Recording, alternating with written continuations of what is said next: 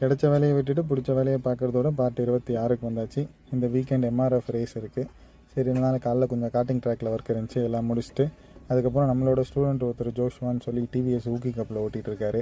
அவருக்கு இந்த weekend race இருக்குது. சரி, அவருக்கு ஒரு பைக் ரெண்ட்டு கேட்டிருந்தாங்க, எடுத்து கொடுத்துருந்தோம். கிராஷ் பண்ணாதரான்னு சொல்லி அனுப்புனேன், ஒரு கிராஷ் பண்ணிட்டேன். செகண்ட் செஷனு ஃபுட் பேக் தான் உடஞ்சிருந்துச்சு. சரி, ஃபுட் பேக் மட்டும் போடலான்னு பார்த்தா ஃபுட் பேக் ஹோல்டரோடு சேர்ந்து மாற்றணுங்கிற மாதிரி இருந்துச்சு. அப்பாச்சி 200ல் ஃபுட் பேக் ஹோல்டரை மாற்றணும்னா ஸ்விங்காம் செட்டையே கழட்ட வேண்டியதாக இருக்குது.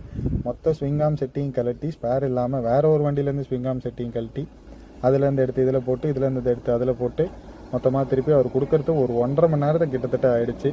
எல்லாம் கொடுத்து முடிச்சு அவனும் ஒரு செஷன் மிஸ் பண்ணிட்டான் நடுவில். சரி, இருந்தாலும் பரவாயில்ல, கிடைக்கிற செஷன் ஓட்டுறான்னு சொல்லி ஓட்ட வச்சு கொஞ்சம் நல்லா ஓட்டினான்.